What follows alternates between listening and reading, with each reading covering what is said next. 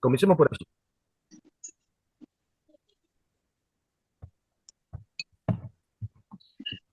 Bueno, la palabra,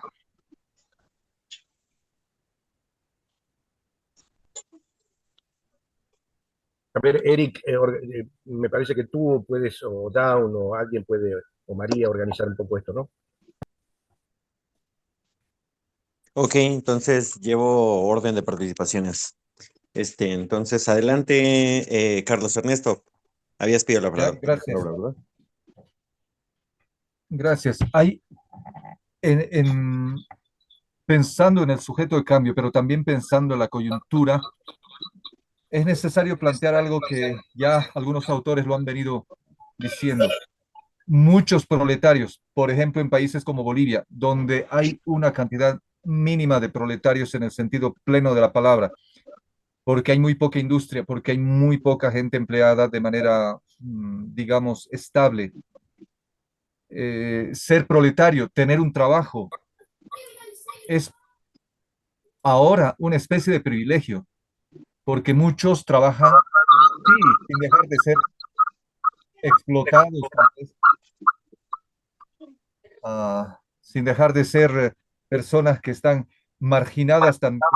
Están en una situación que aquí en Bolivia se llama situación de informalidad. Podríamos también utilizar la categoría de subempleados. El hecho es que muchos en nuestro medio han de conservar su trabajo, aún si el salario está por debajo del mínimo establecido legalmente por la propia burguesía, por el propio Estado burgués. Y entonces han de estar disciplinados, digamos, a la política del patrón y no van a querer meterse en nada. Además que van a estar trabajando, aún si se les dice que su trabajo es a 8 horas, estarán trabajando 10, 12 o de medio tiempo estarán con 6, 8 horas y no tendrán ni tiempo ni ganas por conservar ese trabajo de meterse, digamos, a una lucha sindical de reivindicaciones. Alguna vez leí un texto que titulaba El sindicato contra la revolución, por dos aspectos. Uno, por el que acabo de decir, y otro, por el hecho de que las burocracias sindicales terminan conciliando más con la patronal y eso hace que los sindicatos estén lejos de una actividad revolucionaria en el sentido de pues proyectar y moverse en pos de un cambio del sistema, un cambio de estas relaciones económicas que son inherentes al capitalismo.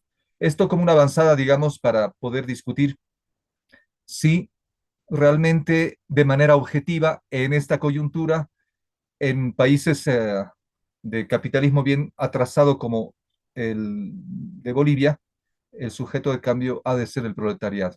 De hecho, han avanzado mucho en decir que aquí los campesinos son el sujeto de cambio o los pueblos indígenas. Eso por ahora. La palabra. Gracias. Adelante, Jorge. Complementar un poco lo que dice Carlos y para que se entienda un poco más lo que ocurre en Bolivia. Evidentemente, la estadística indica la baja población de proletarios que hay por la baja industrialización. Pero en Latinoamérica ha sido vanguardia la lucha de los mineros en Bolivia para la revolución del 52. Después del 52 ha sufrido masacres, etcétera. Pero hace unos 25 años atrás, que esta clase, justamente el 21060, que ha sido un decreto supremo que ha impuesto el MNR en 1985 más o menos, ha hecho que se despidan más de 30.000 mineros del sindicato de Comibol y cortan justamente en el gobierno de Víctor Paz Extensor. Entonces,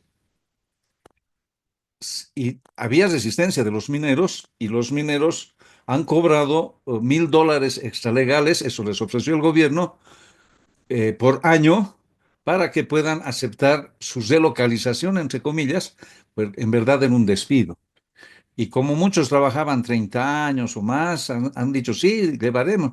Y cobraron eso y se retiraron de la mina. De 26.000 mineros, eh, quedaron solamente 6.000. Emiliano, por favor, tú, gracias. Decía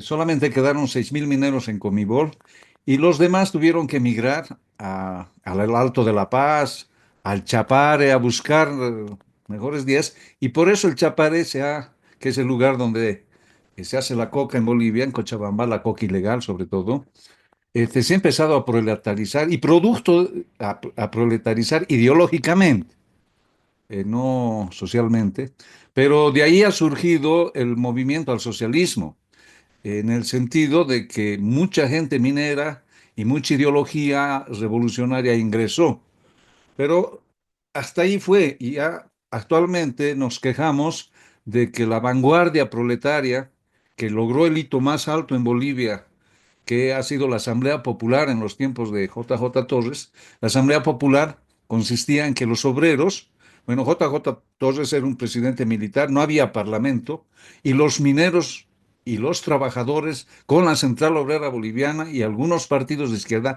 entraron a lo que es el Palacio Legislativo, es decir, el Parlamento, se sentaron ahí y empezaban las discusiones y fue una suerte de germen de soviets. Y entonces eso es el hito más alto que ha tenido hasta el 71 el movimiento obrero, porque estaban discutiendo problemas del país, no solo de los obreros, de los trabajadores, la COP conforman también campesinos, etcétera, sentados en las sillas del Parlamento. Pero bueno, vino el golpe de Banzer y desde ahí empieza la despolitización en el septenio de los 70, 80, 90 hasta nuestros días, a tal extremo que ahora la Central Obrera Boliviana, en esta semana, ha pedido al gobierno burgués de paz 2 ministerios para gobernar, para coadyuvar a gobernar. Es decir, ha perdido el sentido de clase para sí y solo se siente, seguramente por lo que hizo casi en los 20 años del gobierno del MAS, que coadyuvaron con ministerios, con viceministerios, prácticamente se convirtieron administradores de las leyes burguesas en el anterior gobierno.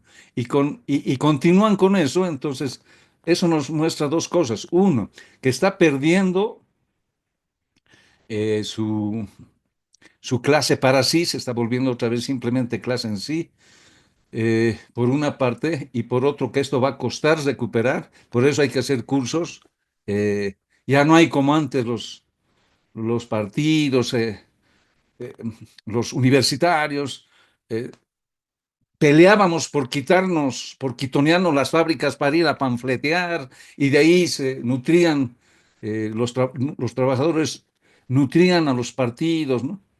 Ahora no, ya no hay panfletaje, no te dejan ir, los obreros como que no quieren leer, como dice Carlos, están cansados de tanta explotación, van al fútbol a gritar gol y despreocuparse de todos los problemas y nuevamente desde el lunes hacerse explotar nuevamente contra patrones que los ven como una cosa natural. Entonces, es ahí donde surgen otros sindicatos en Bolivia, otros sujetos históricos, porque en verdad ha llegado a tener una gran derrota histórica el proletariado después de Sito Alto, justamente en las marchas que hacían desde las minas hasta La Paz y que en Calamarca sufrieron 3 marchas por la vida se hicieron, pero ninguna llegó a La Paz. La primera llegó, pero fue prácticamente derrotada y desde esa derrota nunca han podido llegar a La Paz, no los dejan, etcétera. Y bueno, esas derrotas se han convertido en un retroceso histórico para el proletariado boliviano. De ahí que se debe entender que hay nuevos sujetos que están tomando la batuta en las luchas. Una de esas es el magisterio, ahorita uno de los sectores más fuertes, que llega a tener más o menos 200.000 trabajadores sindicalizados que aportan a la Central Obrera Boliviana y que, bueno, pero es muy dividido, ¿no? Está muy dividido entre stalinistas, trotskistas y izquierdistas de otro pelaje, pero también ha entrado la derecha y ahora también muchos de ellos son del gobierno ideológicamente, etcétera, por ser una clase media. En el sindicato decimos que el magisterio es una clase media, aunque hay una discusión porque también sentimos que los trabajadores que trabajan de educación, que trabajan en colegios privados, son explotados realmente y se puede ver que la apropiación de su plusvalía en beneficio de una pequeña burguesía que se agranda con el lucro de la educación, tanto en universidades como en colegios privados. Eso es lo que quería decir para que se entienda que a pesar de que tenemos una vanguardia muy fuerte, ha perdido su capacidad de convocatoria a nivel nacional. Obviamente, quedan grandes líderes aún, pero las bases ya no los reconocen, ya no los siguen, se han jubilado, etcétera, ¿no? Esto desde los 70 más o menos. Gracias, eso quería complementar. Gracias, Jorge. Bueno, me anoto ahí para la palabra. Eh, Me parece que cuando hablamos de sujeto histórico, em, hay que identificar hasta cierto punto dos cosas. Primero, tenemos que identificar que precisamente este concepto no sería posible si no vemos una relación dialéctica de cómo surgen los sujetos y los objetos en la historia, ¿no? Eh, y con esto de los sujetos y los objetos, yo me referiría sobre todo a que em, precisamente cuando se agota la capacidad revolucionaria o de cambio de este sector oprimido, como decía en el texto, este, ya se convierte, o una de dos, o desaparece la capacidad revolucionaria porque desaparece ese sector social, en sí, o desaparece porque se convierte en un sector más bien ya de poder, por así decirlo, ¿no? Si es que se mantiene la dicotomía o la contradicción entre explotados y oprimidos, ¿no? Entre opresores y oprimidos también. Entonces, en ese sentido, me parece que cuando hablamos de sujeto de cambio histórico, tal vez habría que hacer la diferencia entre sujeto de cambio histórico y sujeto de cambio social, parcial, o incluso ir todavía a menor escala, ¿no?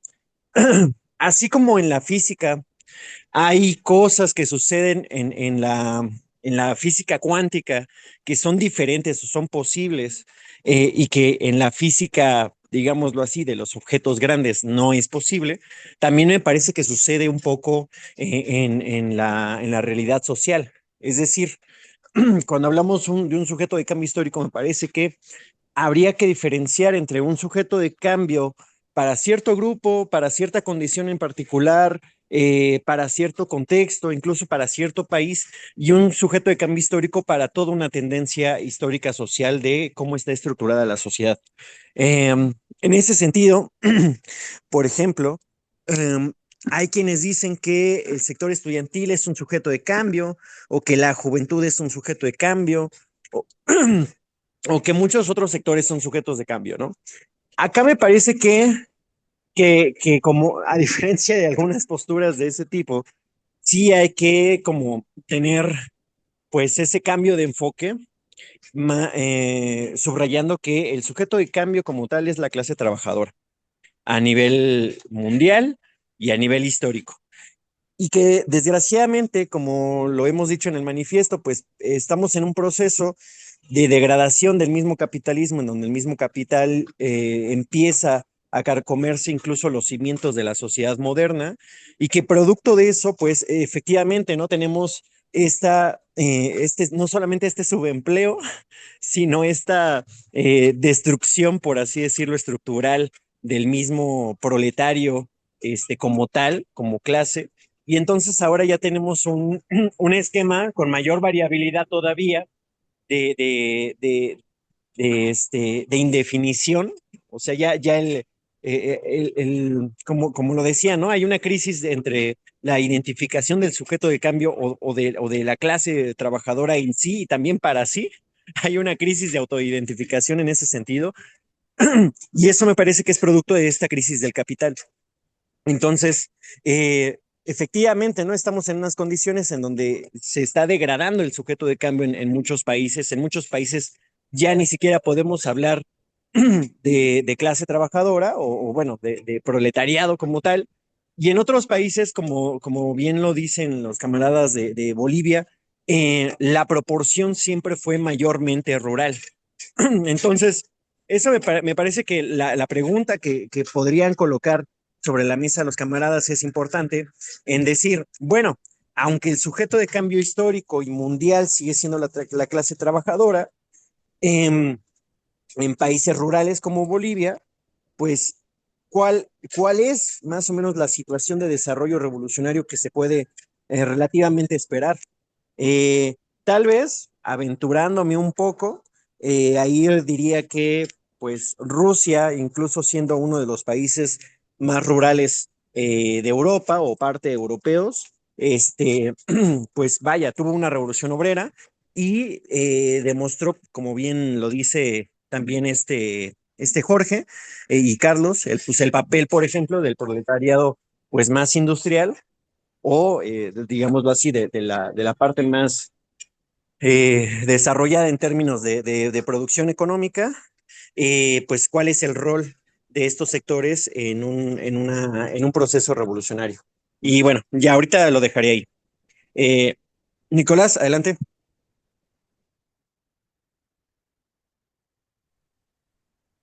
Bueno, eh, para tratar de que sea lo menos abstruso posible.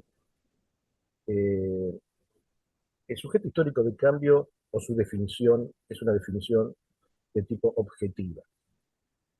Eh, trata de explicar quiénes son, qué sectores de la humanidad en un determinado momento histórico tienen la condición necesaria para poder cambiar las relaciones de producción existentes en ese momento. Ejemplo, durante el esclavismo, las dos grandes clases sociales eran los esclavos y los amos, quienes tenían la responsabilidad histórica de cambiar esa forma de organización social. Si es que se lo planteaba, eran los esclavos.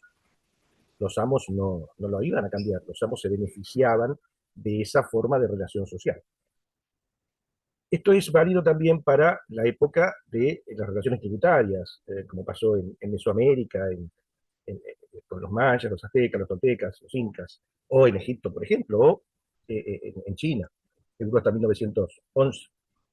Eh, en esos sistemas sociales de opresión, las castas centrales eran los señores que eran funcionarios, aunque tenían en la última etapa de estos sistemas un desarrollo que parecía más de un monarca, y la gran mayoría de la población, que eran quienes con su tributo sostenían el régimen. Bueno, quienes tenían la responsabilidad de cambiarlo era esa población eh, general, ¿no? No los funcionarios vivían muy bien en ese régimen, era su régimen. Ahora bien, la segunda pregunta que se plantea es, ¿necesariamente los esclavos en un momento dado se dan cuenta de esto o tienen la voluntad de hacerlo o aún teniendo la voluntad de hacerlo, lograrán hacerlo, podrían hacerlo? Bueno, eso es otra cuestión. La cuestión es que el sistema social solo puede ser cambiado en la medida en que aquellos que son perjudicados por las condiciones por las relaciones de producción, o sea, las condiciones materiales de existencia, eh, se lo impongan. Por esto no es una cuestión subjetiva, no pasa por si lo comprenden los explotados y oprimidos. La cuestión es si objetivamente es así. Esto es cuando Marx y muchos otros, a principios, sobre todo del siglo XIX, se venía con 2 siglos ya de experiencia con militancia revolucionaria de tipo socialista que Marx denomina utópica, viendo lo que era el capitalismo y tratando de explicar sus causas para tratar de efectivamente tener algún tipo de conocimiento científico que permitiera lograr herramientas capaces de cambiarlo. Marx estudia el comportamiento del sistema capitalista y llega a la conclusión que era un sistema eh, eh, eh, distinto y superador de los anteriores, en el sentido de que los capitalistas habían logrado desarrollar los medios de producción y de cambio de tal modo de hacer que el trabajo humano fuese más eficiente, más productivo. Claro, el beneficio de eso se lo llevan a unos pocos. Bueno, esas son las relaciones de producción capitalista. Y de aquí surge que hay dos grandes clases, la burguesía y el proletariado. Y quien tenía la responsabilidad histórica de cambiarla, si es que se lo planteaba, era el proletariado. Esta no es una definición de tipo sociopolítica, es una definición de tipo socioeconómica. Por lo tanto, para comprender esto no tiene ninguna importancia qué opinan los burgueses, qué opinan los proletarios, qué opina el resto, no tiene ninguna importancia. Ninguna, es cero importancia. Escuchen bien esto. La definición tiene que ver con una fotografía de un momento histórico dado. Estas son las relaciones de producción existentes. Esto es lo que descubre Marx. Y de acá viene lo de sujeto histórico de cambio en el sentido abstracto, general. Ahora bien, como marxistas sabemos que todo cambia, que nada permanece igual que era con anterioridad. Entonces, ese sujeto histórico de cambio, producido por el mismo capitalismo, que era el proletariado, tuvo su mejor momento en la historia del capitalismo, con las mejores condiciones para asumir esta tarea, hacerla consciente y ponerse a materializarla. Pero todo cambia en la vida, como cambiamos nosotros. Entonces, este sistema no tiene 20 años de edad, tiene 100 o 150 si hiciéramos una analogía con un humano. Entonces, es un sistema muy vetusto. Y la clase obrera hoy está en peores condiciones para asumir esta responsabilidad histórica de cambiarlo, si es que lo asume. Pero además porque también la composición del sistema como su producto de su propio desarrollo, ¿sí?, va generando, en realidad en un sentido es igual que un ser vivo. Cuando un ser humano o cualquier otro animal nace, es indefenso, pequeño, tiene condiciones, necesita, la mayoría de las especies, no todas, pero por ejemplo los humanos, necesitan el cuidado de sus padres para poder seguir con vida. Y en un sentido, cuando nos volvemos viejos, también empezamos a tener condiciones semejantes de indefensión, semejantes a las que teníamos cuando éramos niños, ¿eh? En un sentido. Ahora bien, eso le pasa al capitalismo y le pasó a todos los sistemas anteriores, además, no solo al capitalismo, le pasó al esclavismo, le pasó al sistema tributario, le pasó al sistema feudal. Todos los que conoció la humanidad tuvieron un momento de nacimiento, un momento de desarrollo, y como su producto de ese desarrollo tuvo una decadencia. ¿Sí? Bien, entonces, la clase obrera hoy ya no es tan pujante como lo fue a fines del siglo XIX y principios del siglo XX. Por supuesto que no. Y empieza a haber una degradación. Fíjense ustedes que el capitalismo en su expansión, está bien, nace a fines del siglo XV, allá por lo que hoy es en Italia, en los principados italianos, y luego se desarrolla en los Países Bajos. La relación de producción capitalista a partir de burgueses y proletarios fue absorbiendo al resto de las clases sociales heredadas de sistemas pasados, ¿no? Hasta que llegó un momento de expansión donde la proporción de obreros, de proletarios, dentro del conjunto de la población de la mayoría de los países más desarrollados o imperialistas, era muy alta. Y aún hoy lo sigue siendo.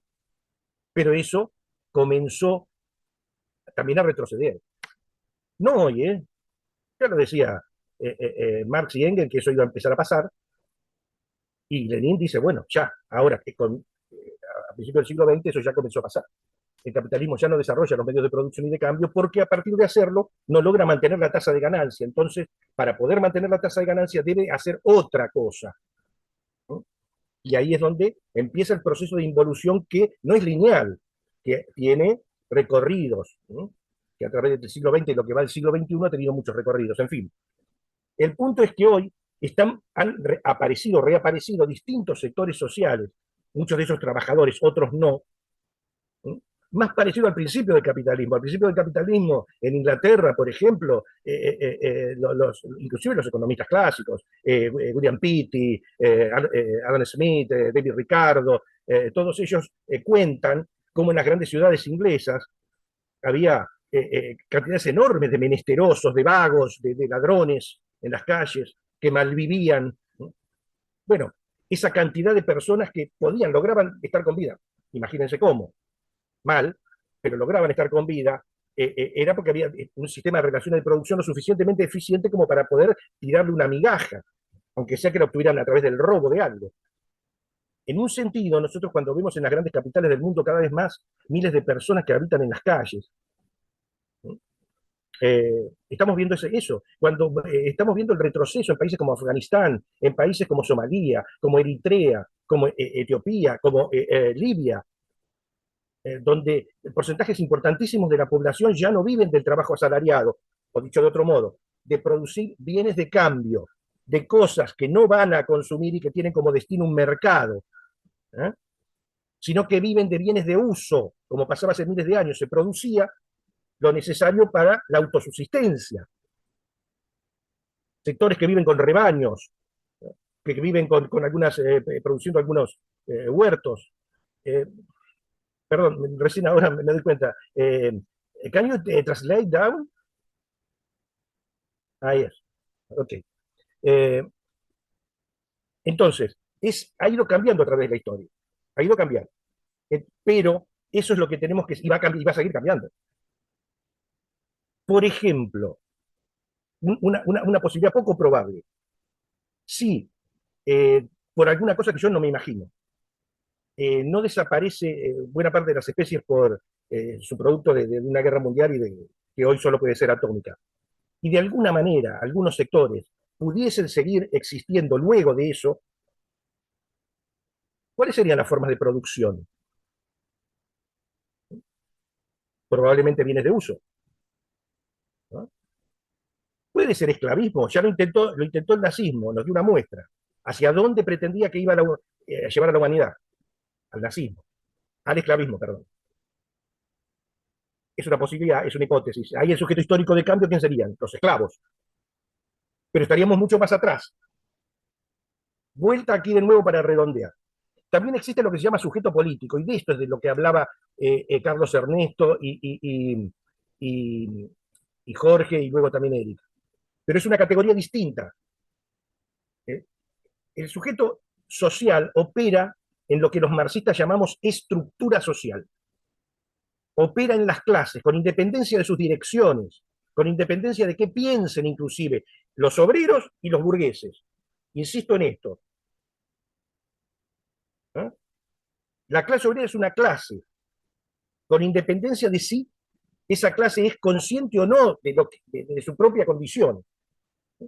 Lo es, objetivamente. Ahora, yendo a la pregunta a la realidad que describían Jorge y Carlos, ciertamente esto es importante que nosotros lo veamos porque rápidamente está cambiando estas relaciones de producción capitalista dentro de un sistema que se está muriendo, que no puede subsistir, que le quedan algunos años de vida nada más, y donde la disyuntiva es, si no desaparece la humanidad, al menos la humanidad, si no es así, ¿a qué sistema vamos? ¿A qué forma de relaciones sociales vamos? Obviamente van a ser, lo que indica la realidad es que si no se cambia por izquierda, si no son la clase obrera la que lo logra hacer y se logran cambiar esas relaciones de producción hacia relaciones comunitarias de producción, o sea, socialistas, a escala global, se va a otro sistema social en lo que quede muy probablemente esclavista, aunque convivan distintas formas de producción. En algunos lugares formas de producción de castas, donde bandas como en Haití dominen, controlen sectores sociales, sectores determinados territoriales, o como vemos en Sudán, en este momento en Darfur, sí, es posible una combinación de ellas. También, claro, por supuesto. La historia nunca se repite. ¿Eh? Nosotros hacemos analogías para tratar de ver, de comprender, entrever el futuro, pero no se repite igual. Ahora bien, ¿por qué necesitamos saber esto? Porque justamente si estamos en Bolivia, tenemos que ver, en Bolivia, ¿sigue siendo el sujeto histórico de cambio la clase obrera, sí o no? Si estamos en Somalia, nos tenemos que preguntar lo mismo, porque a ver, la segunda cuestión importantísima que Marx plantea como conclusión de haber comprendido el funcionamiento económico, socioeconómico del capitalismo, es que los capitalistas habían desarrollado los medios de producción y de cambio a tal punto que habían hecho global la economía, eso está involucionando, está claro eso, y que el socialismo, si la clase obrera, los explotados se lo planteaban desarrollaban una dirección política, una teoría capaz de poder hacerlo, y en Rusia se demostró que se podía, que si lograban hacerlo, por primera vez en la historia, la humanidad había llegado a un nivel de desarrollo técnico que iba a permitir que cambiando su administración, que pasando a ser administrado de manera conjunta, de manera socialista, se pudieran utilizar esos medios de producción y de cambio para satisfacer necesidades medias de la población mundial en ese momento. Pero a partir de ahí, centralizando esos medios de producción y de cambio, se iba a poder dar un salto enorme que iba a permitir mejorar el nivel de vida del conjunto de la población mundial. Ahora bien, los capitalistas a partir de fines del siglo XIX y principios del siglo XX han empezado a involucionar esos medios de producción y de cambio. Entonces, suponiendo que llegáramos a tomar el poder, y escuchen esto, porque también esto lo bastardeó el estalinismo y lo sigue bastardeando los troquistas hasta más no poder. Hace poquitos días se rompió la LITSI y cuando leo los documentos que hacen, la verdad son escandalosos. Hablan de socialismo nacional, socialismo internacional. No existe socialismo nacional, nunca existió socialismo en el mundo. Es una estupidez. ¿El socialismo solo es global o no existe? Porque está basado sobre el conjunto de los medios de producción y de cambio, de que esa comunidad dispone de todas las herramientas para poder satisfacer las necesidades, de todas, de la gran mayoría. Dicho de otro modo, Lenin decía, si tomamos el poder en 4, 5, 6 estados imperialistas, Moreno decía después, en la revolución en tal lado se hace por teléfono. Era una analogía para decir, bueno, pero en esas condiciones después el resto se da como una inercia. Ahora bien, esas condiciones hoy son peores. Si mañana se lograra tomar el poder en eso, y dominar esos resortes de la producción mundial más importante, igual nos encontraríamos con problemas enormes, porque ya no estamos en el mejor momento para tomar la herencia y poder repartir. Ese mejor momento era a principios del siglo XX, hoy estamos mucho más atrás, y encima tenemos lo estoy haciendo lo más didáctico que puedo, y encima tenemos un gasto que hacer, tomar esa herencia, pero ya no podemos dedicarla exclusivamente a mejorar el nivel de vida de la humanidad. Solo una parte. ¿Por qué? Porque una parte considerable la tenemos que aplicar a tratar de minimizar lo que los capitalistas hicieron para acumular eso, destruir el ambiente. Entonces tampoco disponemos de toda la caja, sino de una parte. Y esto tenemos que comprenderlo también. ¿Por qué tenemos que comprenderlo? Por lo mismo que pasó en Rusia. Porque los bolcheviques dicen, tomamos el poder, pero cuidado, porque lo que tenemos, tomamos el poder justamente por el odio que tienen las masas y que quieren vivir mejor. Pero nos van a apoyar a nosotros, porque ellos piensan, están convencidos que nosotros vamos a conseguir que ellos vivan mejor. Pero tenemos que conseguir que vivan mejor. Y el gran problema es que, ¿con qué vivían mejor? Si no había. Ese es el problema. Y ahí se monta la contrarrevolución para decir, ¿vieron? Estos bolcheviques son unos mentirosos, les hablaban de tierra, pan, trabajo, pero al final no van a cumplir, porque son unos ladrones, porque son unos mentirosos. Y eso mismo nos va a volver a pasar. Claro. Ahora, se supone que tenemos que haber aprendido de todo esto. Y eso con estos cursos es lo que queremos hacer. Aprendamos. Conclusiones. Número 1, la clase obrera sigue siendo el sujeto histórico de cambio. Podemos decir que en general, en abstracto, sí. Podemos decir que en cada lugar es así, no.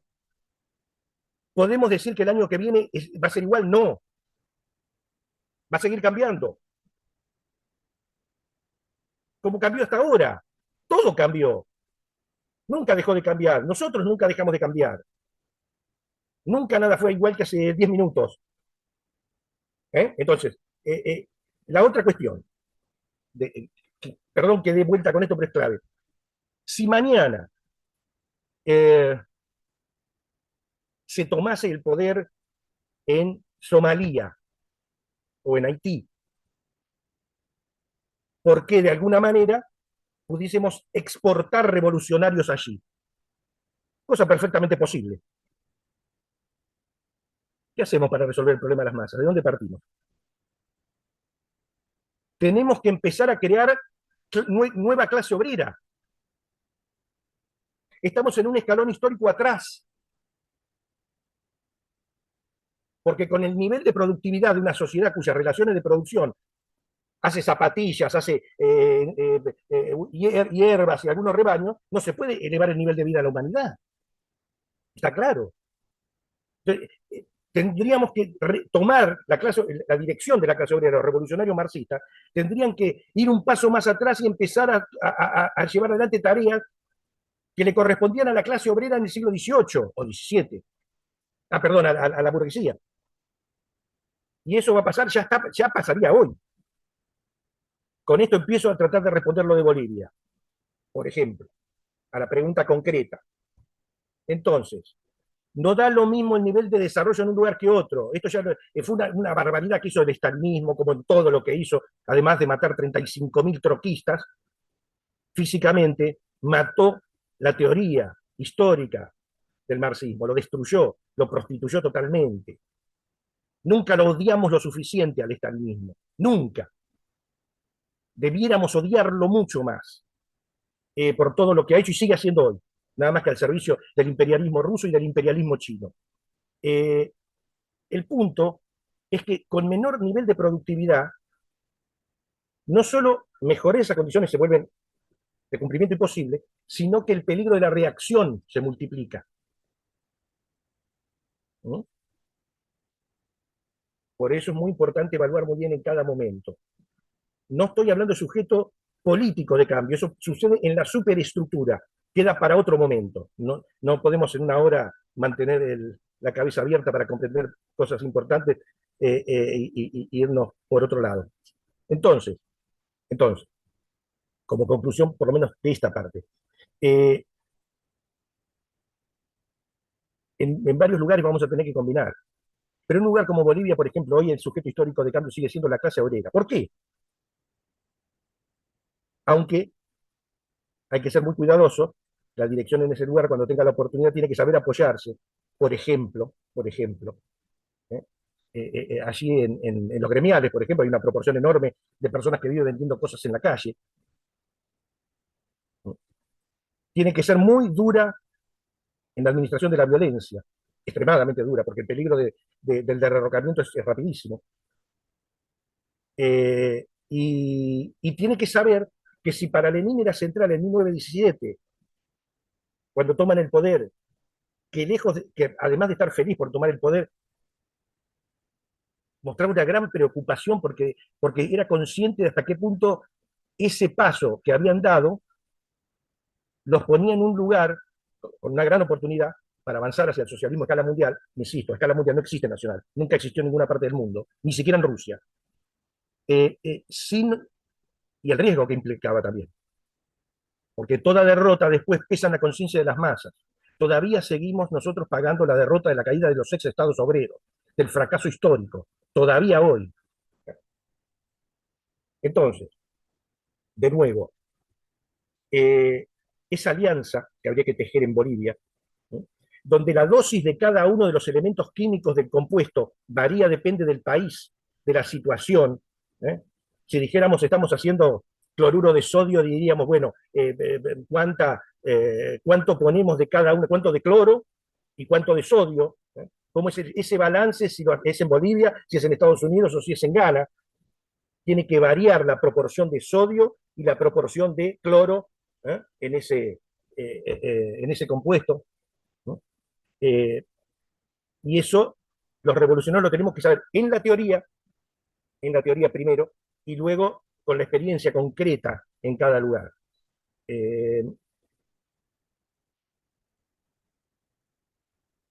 Queda muy, bueno, ya los debo haber cansado. Me interesan sus preguntas, sus derivaciones, lo que sea.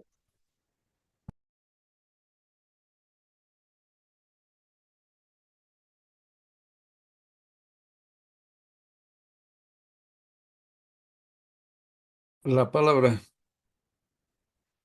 Adelante, Jorge.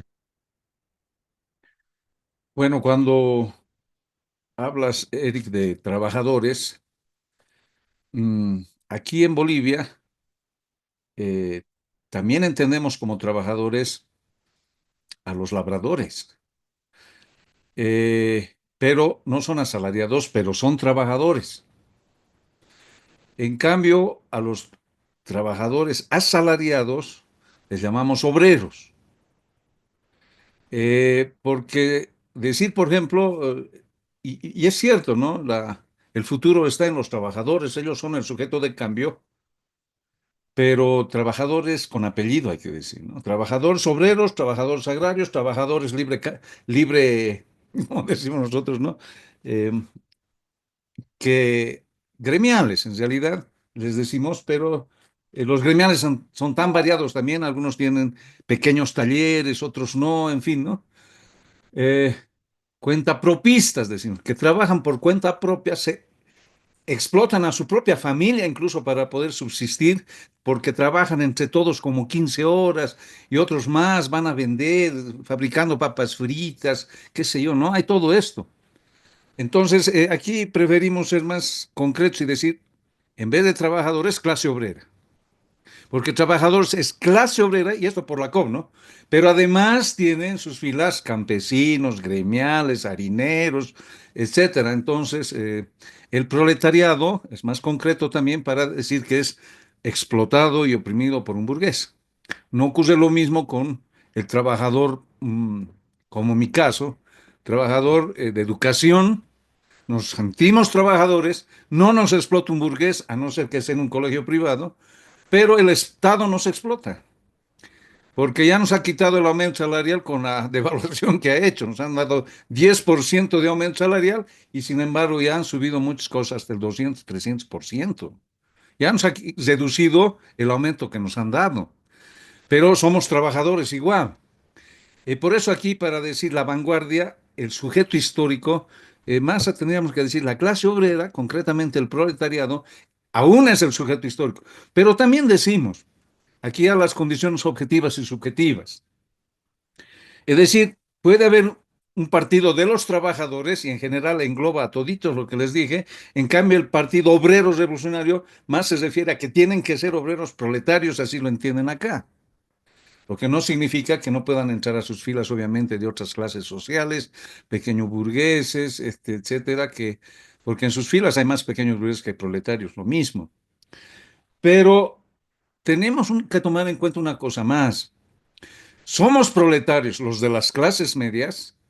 El magisterio está considerado clase media por la COP, por eso no puede ser ejecutivo de la COP. Solamente puede llegar a tener un cargo más en la dirección, pero no importa. Nosotros decimos que somos proletarios los que asumimos subjetivamente el programa del proletario, no por ser sociológicamente proletarios, sino porque asumimos la teoría revolucionaria de la clase obrera y nos hemos proletarizado, mientras que otros maestros, más bien, en vez de proletarizarse, se han aburguesado. ¿Entienden?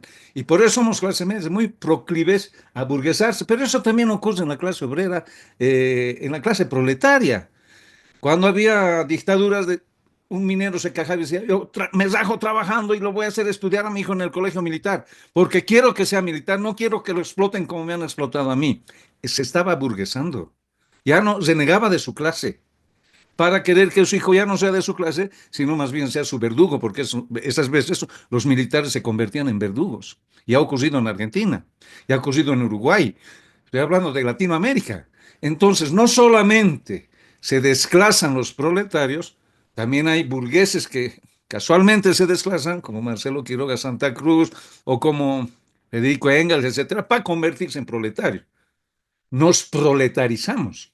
Pero eso ya es una cuestión más subjetiva, porque objetivamente, evidentemente, un gremial no es proletario, pero puede convertirse si hablamos de que subjetivamente se ha proletarizado, incluso se convierte en clase para sí en apoyo a los proletarios. Eso quería un poco reforzar.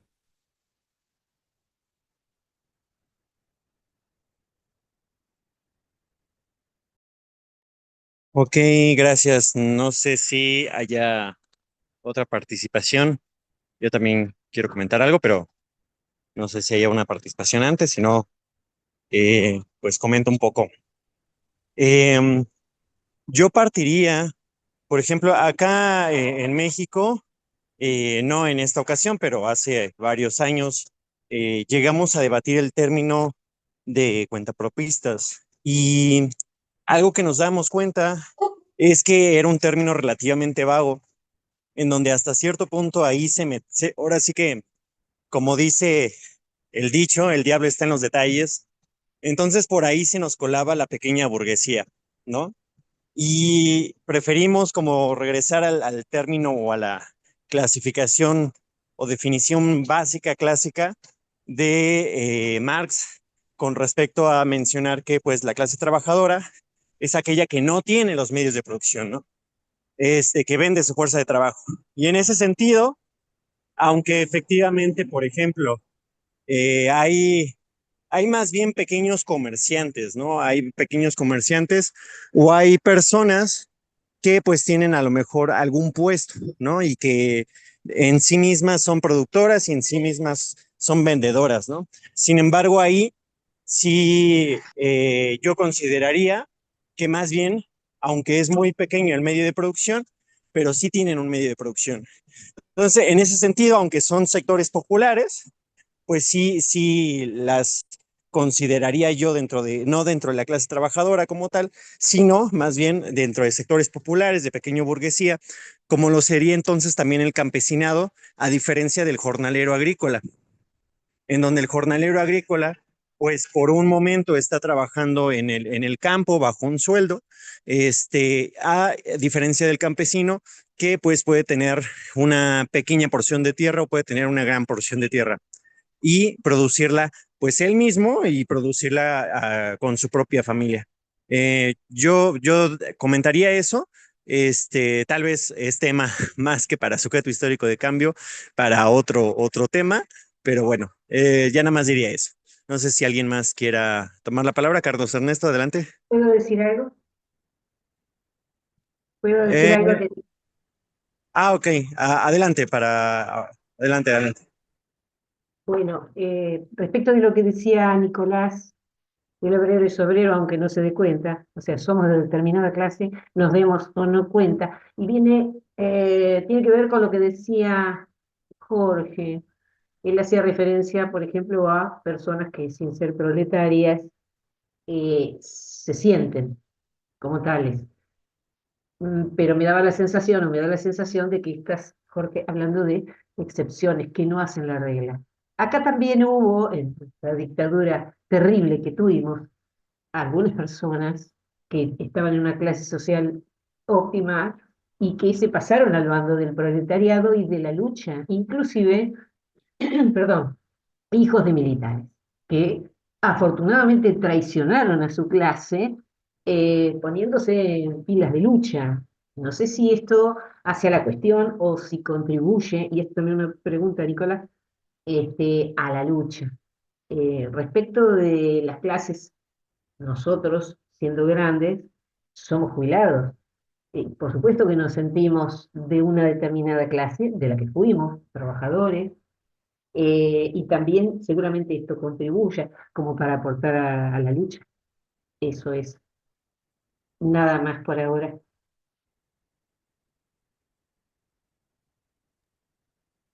Ok, gracias, Carlos Ernesto, y después de Yanira. Gracias. Mm, si partimos de que el sujeto de cambio es quien tiene la necesidad de superar todo tipo de opresión y explotación, hasta ahí estamos de acuerdo. A estas alturas de la destrucción del planeta, de la vida en el planeta y considerando nuestra situación de estar en pleno desarrollo de la sexta gran extinción, el sujeto de cambio es también quien tiene la necesidad de detener ese tipo de destrucción que es mucho más globalizador, digamos, que cualquier opresión y explotación particular. Entonces, cuando nosotros hablamos de, por ejemplo, necesitamos brindar a las masas de mejores condiciones de vida, yo creo que ahí viene una, un pensamiento de Eduardo Galeano que me parece muy didáctico, ¿no? No vamos a confundir calidad de vida con cantidad de cosas. Y esto es algo que tenemos que plantearnos con claridad por lo siguiente. La posibilidad de mejorar las condiciones de vida, si lo reducimos a la cuestión material, nos lleva al planteamiento de que los medios materiales son limitados en el planeta. Y de acuerdo a algunas investigaciones realizadas en una universidad norteamericana, pues si tuviéramos que vivir como el promedio de los norteamericanos, si todo el mundo tuviera que vivir como ellos, necesitamos los recursos de 6 planetas Tierra. Y no podemos. Y si todos los habitantes de este planeta tuvieran que vivir como el promedio de los latinoamericanos, necesitamos los recursos de 2 planetas Tierra. Entonces, no es posible, materialmente hablando, considerar que nuestra revolución, una revolución ecosocialista, va a estar simplemente en términos de elevar las condiciones de vida material de todos los trabajadores. No, no es posible. Y una revolución socialista sin pensar en los límites materiales de la tierra, pues estaría simplemente actuando como algo demagógico. Entonces, nosotros tenemos que considerar que nuestro objetivo no solo es sí mejorar las condiciones de vida materiales de los más marginados y desposeídos, sino también es necesario pensar en que hay que mejorar la calidad de vida, que tiene que ver con reducir el consumismo en nuestro imaginario, en nuestras necesidades que se han tornado como si fueran necesidades primarias y ya no lo son, o no lo son, o no lo pueden ser. Simplemente nuestro fin a estas alturas se define como la necesidad de subsistir y detener la extinción de especies, donde la nuestra también está en ese peligro de extinción. Desde esa perspectiva, digamos, una vez más, plantear una revolución ecosocialista también es cambiar el chip de no querer simplemente aumentar la cantidad de cosas a tener, sino mejorar la calidad de vida que tengamos. Y esto puede implicar o necesita que implique más bien ser ya no pues personas que estemos apoyando, digamos, un desarrollismo a ultranza, diría yo, sino necesitamos considerar la necesidad del decrecimiento. Tal vez más, obviamente, en los países donde el crecimiento económico y material se ha dado mucho más que en los países donde mucha de nuestra actividad económica, caramba, tiene una tecnología del arado tirado con bueyes, ¿no? Aún. Pero de manera global, sí necesitamos parar, necesitamos detener, sobre todo una producción destinada a un consumismo que ha sido también artificialmente desarrollado.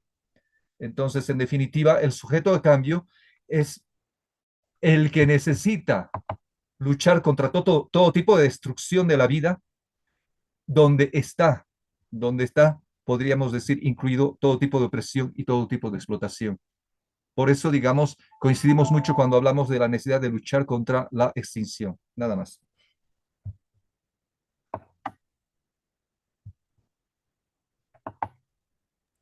Gracias. Yanira, adelante. Gracias, buenos días a todos. Yo tengo dos preguntas. Una es con respecto a cuando hablamos sobre la clase obrera o el proletariado y estamos definiendo quiénes son o las diferentes clases sociales. En estos momentos, cuando estamos viviendo estos avances de la tecnología, con la introducción de la inteligencia artificial y todos los cambios que se están dando, que a partir de la pandemia se profundizan, como es la pérdida de empleo y el aumento de subempleo, como por ejemplo estoy hablando específicamente en el caso de Ecuador, y con el avance del neoliberalismo, que empuja a más y más trabajadores al desempleo. Estamos hablando de una clase obrera que ya no tiene trabajo, son los subempleados que para poder sobrevivir o subsistir tienen que empezar a crear sus pequeños trabajos a partir de lo que dicen por aquí los compañeros, vendiendo algo o produciendo algo. Eso no significa que es un empresario, ¿verdad? Es simplemente una forma de sobrevivencia inmediata a lo que está ocurriendo. Ese es el caso de Ecuador.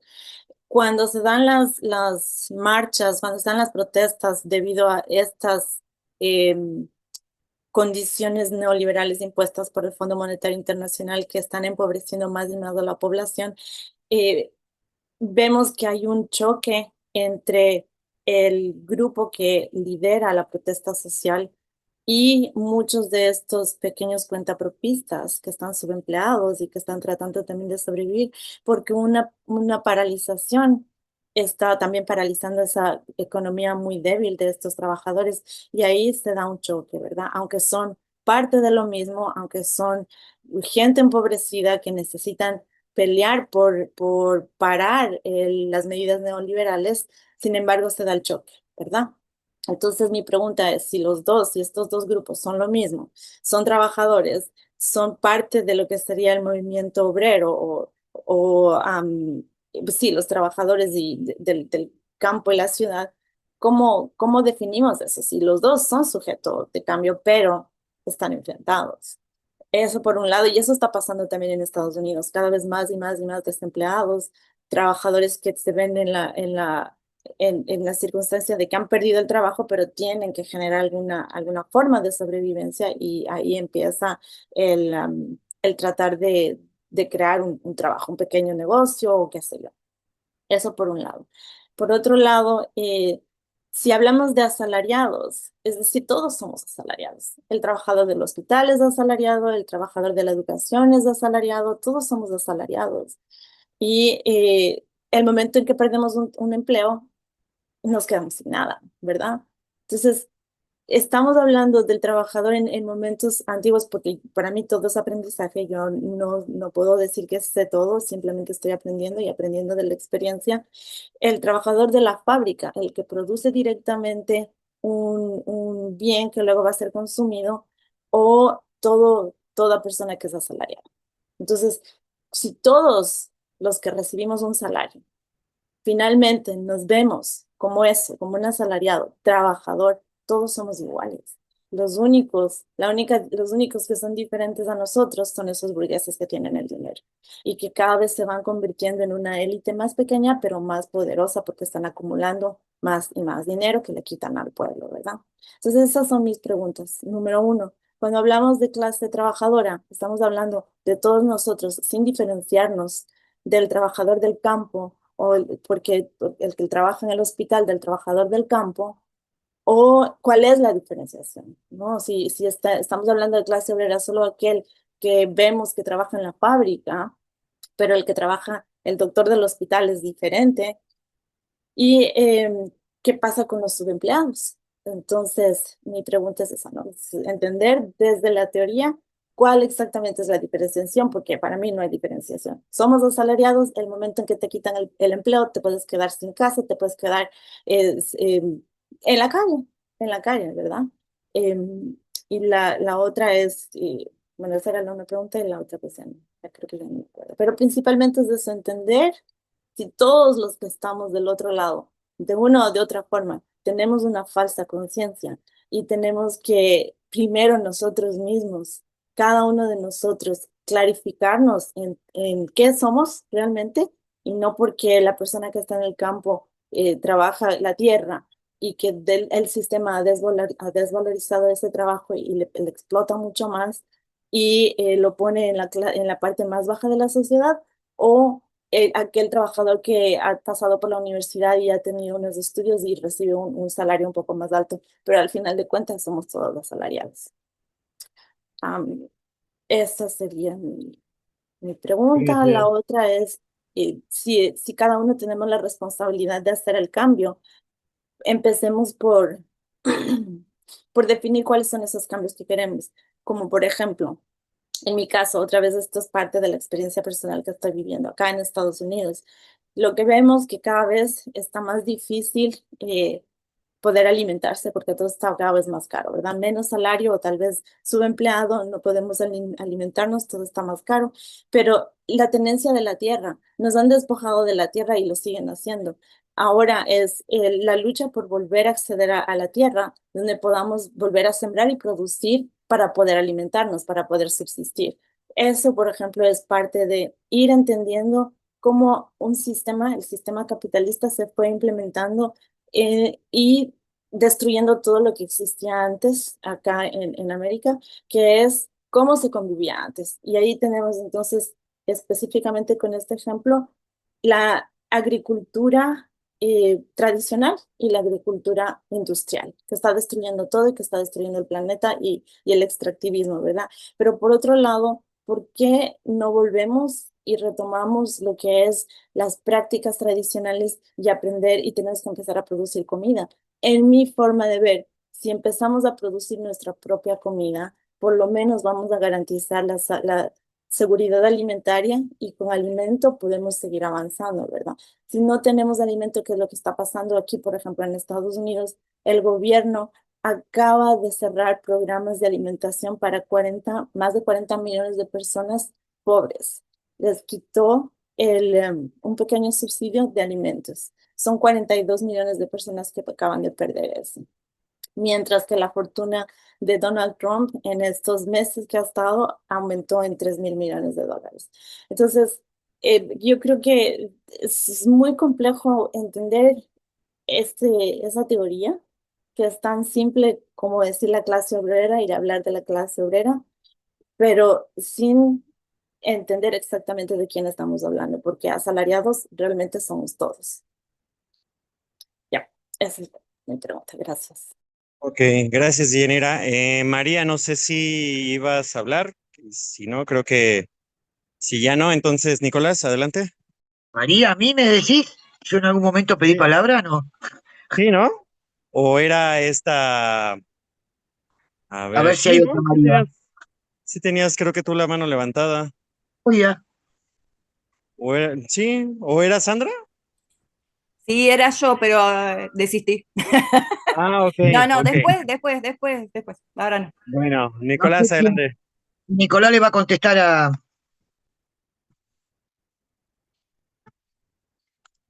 Paso. Bueno, muchas conclusiones. La primera es que tenemos, este es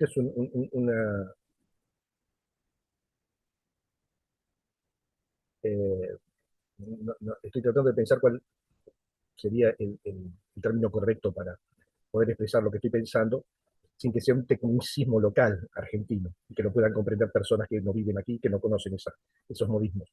Esto va dirigido a Eric. Eric, eh, curso 1 a 9, este es el curso nuestro número 10. Curso 1 a 9, urgente. Tenemos enormes disparidades en cuestiones extremadamente elementales. Curso 1 a 9. Dicho eso, ahora sí.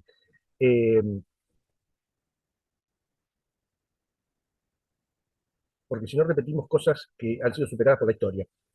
Vuelta al ejemplo de cuando los revolucionarios en Alemania, jóvenes Marx, Engels, entre otros, Otto Ruhle, en fin, dicen, pero ya está claro que el capitalismo destruye a la humanidad, está claro, y destruye no solo a la humanidad, al ambiente también. Pero lo que no sabemos es cómo hacer para combatirlo.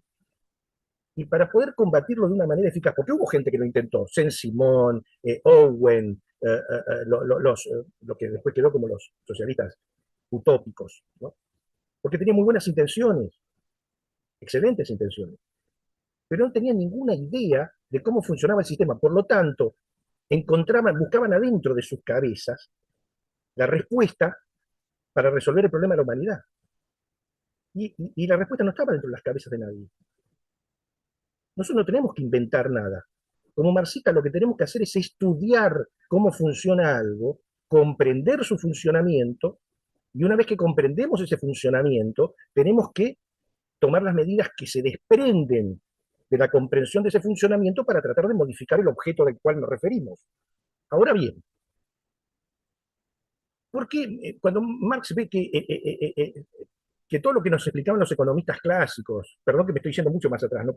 El próximo curso va a ser el 12, que es economía, el mes que viene, y en algún sentido iba a ir hacia esto, también para desmitificar todas las estupideces que nos dicen. Cuando nosotros vemos que existen bienes de cambio, o sea, en un momento las sociedades humanas empezaron a fabricar cosas que no iban a usar.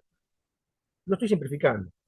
Entonces ahí empieza el comercio, donde aquellos que producían lino más del que iban a usar, empezaron a ver la posibilidad de intercambiar ese lino con otro que producía en otro lugar. Trigo que empezó a producir más trigo del que habitualmente y por generaciones enteras producía. Bueno, muy bien, se pasó de lo que se llamaba las cosas, que eran bienes de uso, fabricadas para ser usadas inmediatamente por el fabricante y su familia o su comunidad, aquello que se fabricaba con el solo objetivo de ser comerciado, no con el objetivo de ser usado. Bien, el capitalismo llegó al extremo eso, absolutamente, eliminó los bienes de uso, y solo existen los bienes de cambio. Por acá viene al final, vamos a ir a donde plantea Deyanira la cuestión de si debiéramos o no retomar algún tipo de forma de consumo basada en conocimientos ancestrales, sobre todo en el caso de la agricultura. Que también ronda por algún lugar por lo que dijo Carlos Ernesto respecto de el sujeto histórico global, ese que está, o que está concebido para, a partir de una necesidad que es la de evitar que se destruya el planeta. Pero, a ver, Marx lo que dice es, a ver, ¿cómo funciona esto? Porque en realidad las cosas que se producen, no son ni más ni menos que la forma material que tienen relaciones de producción concretas que tienen los seres humanos. Esas relaciones de producción son relaciones de producción capitalista, ¿sí? Y las cosas, esos bienes, esas cosas que se fabrican, no son ni más ni menos que la forma concreta en que se expresan esas relaciones de producción entre los humanos. ¿Sí? Con el trabajo asalariado se aumentó enormemente la productividad porque la división del trabajo permitió hacer eso. De hecho, la historia del avance desde el comunismo primitivo hasta el capitalismo es ni más ni menos que la historia de la división del trabajo humano, para hacerlo más eficiente, sobre la base de nuevos conocimientos, por supuesto, que iban apareciendo, que iban dando. Ahora bien, dentro del capitalismo, Marx dice que es el sujeto histórico de cambio, no es porque se lo plantee, no se lo plantee, sean buenos, sean malos, sino porque está en el lugar donde se producen las cosas. Y no puede haber cambio si uno no se apropia del lugar donde se producen las cosas. Por eso no tiene ningún sentido discutir en principio si las cosas que se producen son buenas, son malas, son necesarias o son innecesarias. Carlos, no tiene ningún sentido, porque no hay manera de modificar eso a futuro si primero no se toma control del lugar donde se produce la riqueza, o donde se produce lo que se produce. Y siempre fue lo que hicieron los oprimidos antes de la existencia del capitalismo. No se puede cambiar un sistema social de relaciones de producción si se está por fuera de esas relaciones de producción. De ahí venía la crítica a los socialistas utópicos, Saint-Simon, Owen, entre otros, Fourier. Es decir, ustedes son muy bien intencionados, pero ustedes quieren explicar para que las personas entiendan con su cabecita lo bueno que sería un mundo así. No se cambian así las cosas. Si no se logra apropiarse de los lugares donde se produce la riqueza en cada momento histórico con arreglo a las condiciones de producción de cada momento histórico, no va a haber cambio. De ahí viene la cuestión de que los marxistas hablamos de la necesidad de que sea la clase obrera. ¿Pero por qué la clase obrera? Porque en Rusia eran muy pocos, sobre 175 millones de habitantes, eran 22, 23 a lo sumo. Y realmente los que tomaron el poder no pasaron de 5 millones, hay que decir la verdad. En San Petersburgo, Moscú y otras ciudades. Pero eran los que estaban en los medios de producción y de cambio. Ellos se aseguraron muy bien que esa noche del 25 del 11, con el calendario actual, ya tenían los medios de producción en sus manos, ya controlaban los medios de producción más importantes. No tiene ninguna importancia que la mayoría viviera en el campo. Ninguna. Y así fue. No es que a mí se me antojó, fue así. Y estaba estudiado. Eso es siempre así. En una comunidad de labriegos, donde todo lo que hay son cabras, hay que tomar el control de las cabras. Si no, todo es una discusión demencial, no es científica. Ahora, ante lo que dice Deyanira, que en parte lo dice Carlos, hay una sociedad de consumo que consume estupideces innecesarias, claro, y nosotros estamos a favor de seguir eso en el futuro. No. Tomado el poder, vamos a explicar pacientemente que no hay que comprar esas cosas industrializadas que son una porquería que destruye la salud y que tenemos que tratar de volver a formas, por ejemplo, de la explotación agrícola que no tenga que ver con esta, con ¿cómo se llama? Con monocultivo, con agroquímicos, No, claro que no. Tenemos que aprender, como lo aprendieron los pueblos originarios, cómo se puede sacar partido de cómo las mismas especies, unas y otras, se vuelven más productivas de manera múltiple, pero eso lo tenemos que hacer con una división de tareas que permita integrar como una comunidad de conjunto, porque si no, no podemos abastecer al conjunto.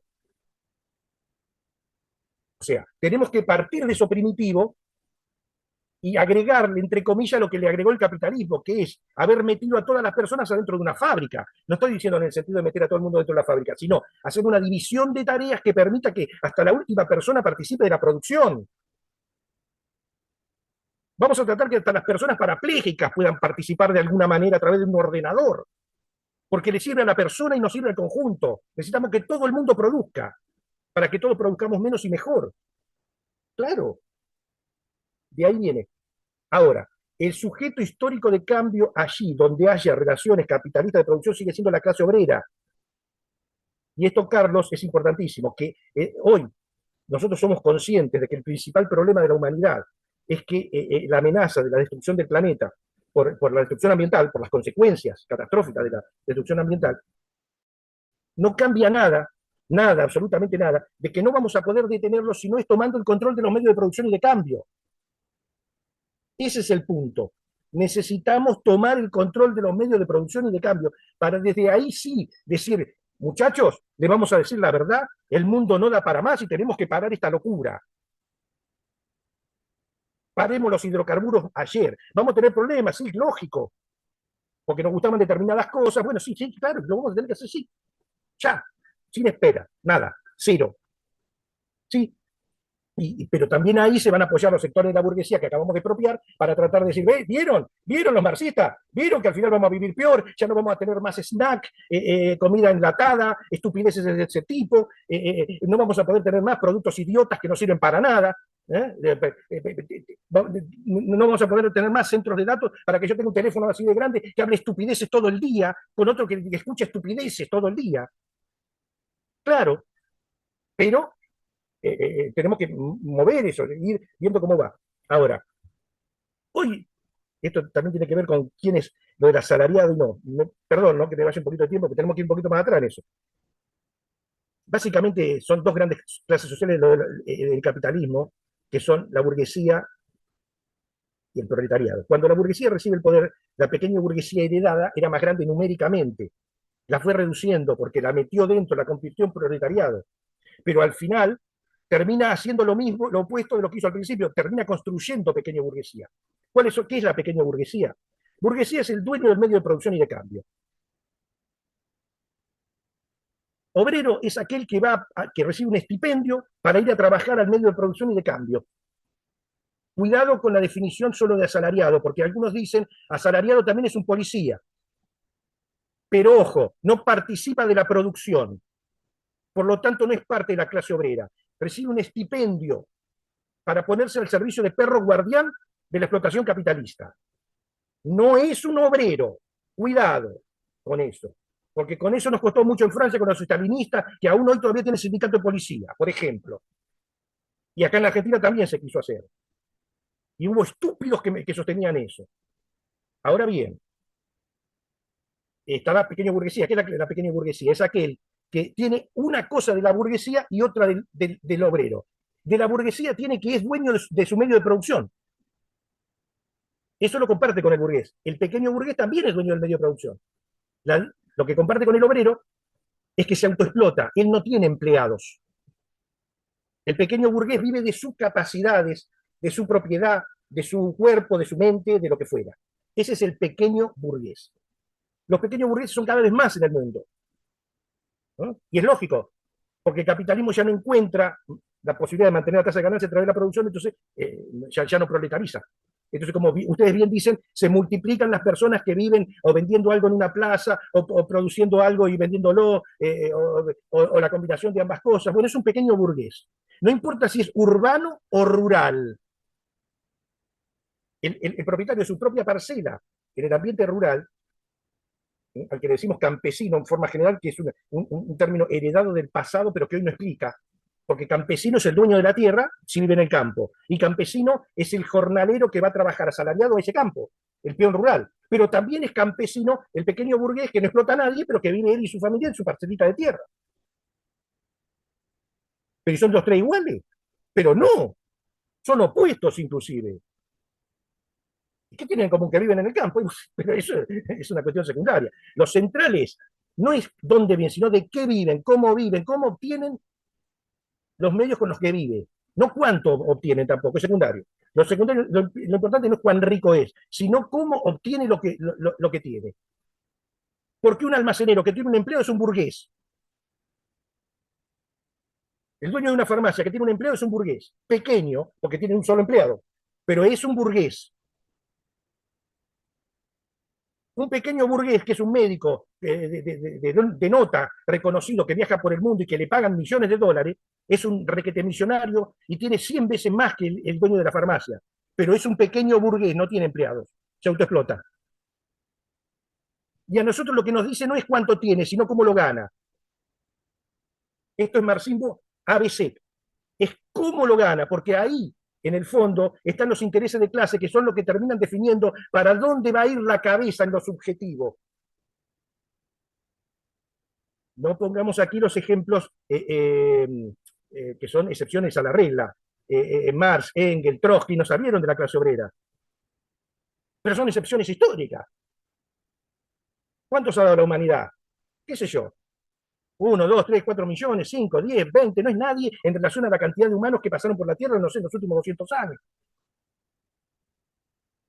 Y una vez que son parte del partido de la clase obrera, si el partido de la clase obrera milita en la clase obrera, se convierten en miembros de la clase obrera objetivamente, no por lo que piensan, sino porque son parte ya de la máquina de la clase obrera.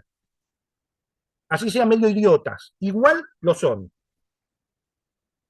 Claro, esto es importantísimo. Ahora, a la cuestión de si somos todos, no somos todos iguales. Ahora, esto no quiere decir que un trabajador, después no me quiero ir por la rama, la próxima vamos a ver la cuestión de por qué es importante o cómo la diferencia dentro de la clase obrera asalariada, que hay diferencias entre unos y otros, porque unos producen nuevo valor y otros no, o dicho de otro modo. El resto son necesarios para que algunos produzcan nuevo valor. ¿Sí? Esto también lo tenemos que ver. Pero funcionan de conjunto. Funcionan de conjunto. Le voy a dar un pequeño ejemplo. Una fábrica hoy no se concibe que produce algo sin los camioneros que van a transportar ese producto hasta los lugares de venta final. Por ejemplo, los que producen algo, un alimento, que van a transportar ese alimento desde la fábrica del alimento hasta las bocas de expendio del alimento. Ellos no producen riqueza. Pero son asalariados. ¿Qué? ¿No son obreros? Sí, pero no producen riqueza. O mejor dicho, con su trabajo se consigue que la riqueza que se produce en los lugares donde sí se produce nuevo valor sea posible. Dicho de otro modo, sin ellos no sería posible lo otro. Hay que mirarlo de conjunto. Esto el marxismo lo tiene reestudiado, a pesar de que esto tiene un pincel bien o mal, porque soy pequeño burgués, porque soy... No,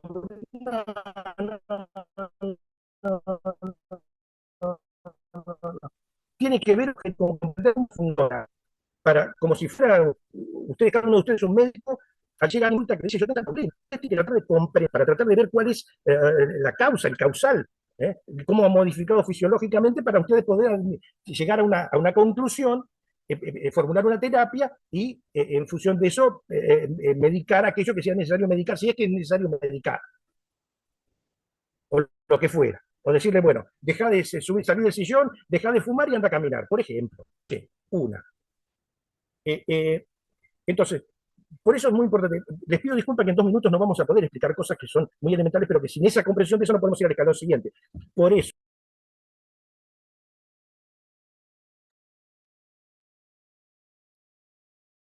Creo que lo perdimos. Hubo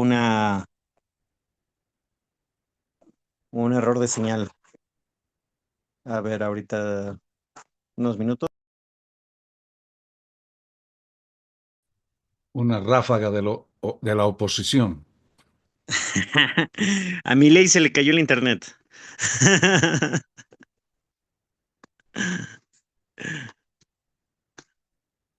A ver. Ya está de regreso. Perdón, demasiado largo, y perdona a los que no pude responder algunas cosas. Eh, pero de Yanira a Carlos, les pido disculpas por no haberles respondido a cabalidad cosas que plantearon. Pero tampoco me da el cerebro para más. En la de economía lo podemos ver más específicamente, porque, insisto, es importantísimo sacarnos de los prejuicios, muchos heredados. Yo recuerdo inclusive que cuando empecé a militar era muy importante, era trabajador y estudiante, que me dijeran obrero. Y la verdad que es muy subjetivo, entonces, dejémoslo por un segundo. Lo importante es que comprendamos que nosotros somos profesionales de una actividad que es la de tratar de cambiar este sistema a como de lugar, y que tenemos que ser gente muy fría, que estudie científicamente cómo funciona, sabiendo, o que somos, por ejemplo, un cirujano cardiólogo de pediátrico, por ejemplo, y sabemos que tenemos un niño que es algo importantísimo, esto es la humanidad, y que a lo mejor depende de nosotros y que tenemos una chance. Hay chances. No era el objetivo de este curso. Sí, cada vez más. Cada vez estamos más cerca de la revolución, pero cada vez estamos más lejos del socialismo. Eso se desprende de lo que les decía. No se lo voy a explicar ahora, lo veremos en la próxima. Pero cada vez más cerca de la revolución, pero cada vez más lejos del socialismo, ¿no? Por lo que les decía hoy, por las condiciones del sistema actual, que no son las mismas de 1917. Ahora bien, tenemos que pensarnos así, como esas personas que estudian milimétricamente, o como un deportista de elite que se prepara, no sé, una nadadora, años para poder ir a un lugar en el que a lo mejor va a estar 2 minutos y compitiendo, y sabe que en ese momento tiene que ser implacable, que tiene que poner todo, que hasta el último músculo tiene que estar jugado a eso. Bueno, para eso tenemos que estudiar bien y prepararnos, entrenar. Emiliano sabe mucho de eso. Entrenar mucho, porque es la única manera. Y que llegado el momento ser implacable. Víbora que se agarra se le corta la cabeza. Y ante la duda, si hay que pasar por las armas a 500, hay que pasar por las armas a 500. Clarito y al pie, porque a lo que vamos es gravísimo. Y la medida de la importancia que tiene la da Carlos cuando efectivamente él dice, acá lo que se juega es la supervivencia no ya de la humanidad, del planeta. ¿Y cómo pensamos que una cosa que tiene tanta importancia se va a resolver de una manera, como sigue repitiendo mucha gente de la izquierda? Dice, no, aumenta el sueldo, 5.000 millones, 5 millones de aumento de sueldo, no, estoy indignado porque le pegan a los jubilados. ¿Qué habla de estupideces? ¿Qué habla de estupideces? Mirá, si a los trabajadores le tenés que decir que viven mal. Uno sabe la gente cómo vive. ¿Qué te está explicando yo que viven mal? Todo el mundo, los que a mí me interesa, saben cómo viven. No le tengo, ¿a quién le estoy explicando que vive mal si no lo entiende y no lo sabe? A alguien que no vive mal. Bueno, ahí me estoy dirigiendo en realidad. No tengo que explicar nada, decirle a nadie, no, que estamos mal, que vivimos mal, que en Bolivia, que en Argentina. No, no, dejemos de llorar. Lo que tenemos que construir es mostrarnos claros, consistentes, donde estemos, consistentes. Le decimos, hay que hacer esto. Por ejemplo, en los lugares donde se matan las mujeres, hay que organizar a las mujeres para reventarlo al tipo.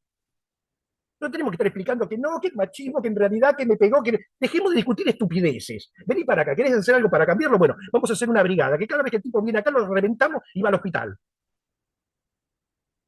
Y eso en todos los campos. En Estados Unidos tenemos que hacer clubes de tiro. Porque si Trump falla, agárrense en Estados Unidos. Quiero ir a Bolivia, Argentina, no Estados Unidos. Va a estar complicadísimo para los compañeros. Va a estar complicadísimo ahí. Porque ahí no se juega con chiquita.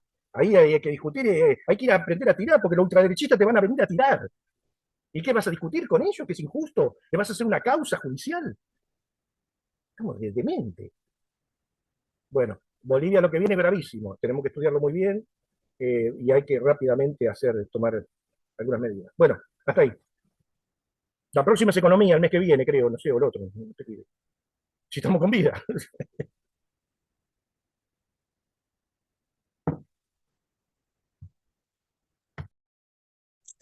Ok, entonces, pues bueno, si no hay alguna otra participación, pues ya estaríamos cerrando nuestra sesión de formación.